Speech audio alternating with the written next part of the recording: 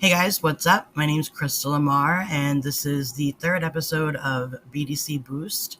Today we're going to go over the BDC process in 7 steps. I wanted to lay this out for you in case you're struggling or you're floundering at your dealership and you need a little bit of guidance and structure. So we're going to start off with receiving the lead. Depending on what lead sources your dealership uses, the lead's going to come in a variety of different ways. It can come in from TrueCar, Car Gurus, Auto Trader. There's just so many different lead sources that it could come in from, and they all look a little bit different. And you want to make sure that the first thing that you do before you contact the lead is to read the entire lead, because sometimes customers will ask questions that are in the lead, and you don't want to miss that, because if somebody asks a question, they don't want you to answer them without answering that question. So be sure to read your lead thoroughly before you move on and try to contact the customer.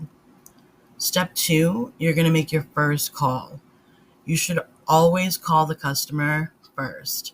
If your dealership wants you to send an email first, then obviously you should do that. But while you're doing that, you could be losing your customer to another dealership, because the lead sources send out these leads to all of the dealerships in your area.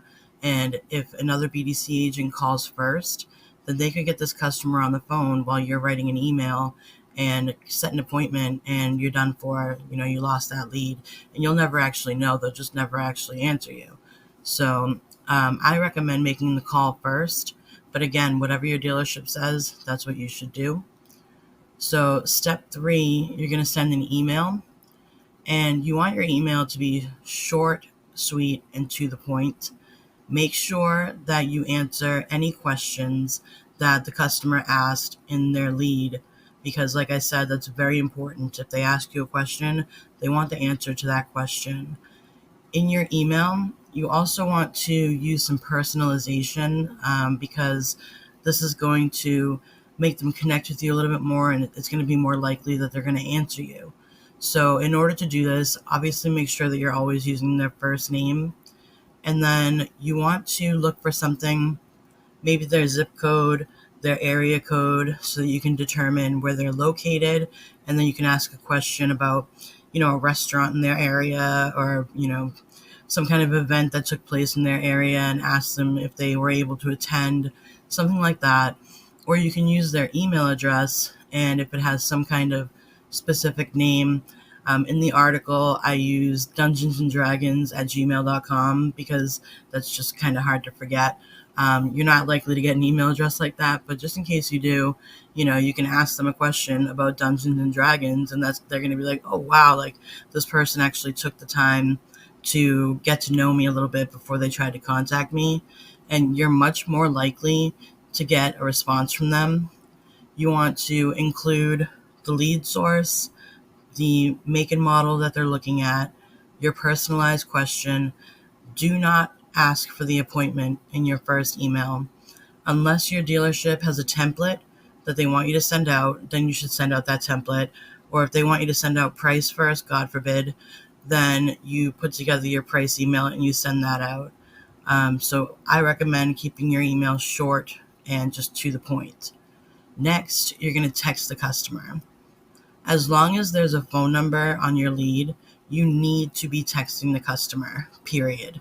Because a lot of people these days don't answer their phone if they don't recognize the number that's calling, or if it comes up as scam likely, they're definitely not going to answer it.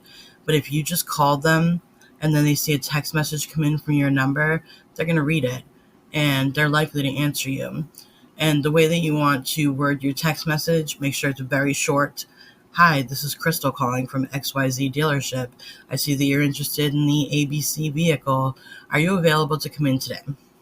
Something like that, short and sweet, and they're going to either answer you and say no, or yes, or they might say, stop texting me.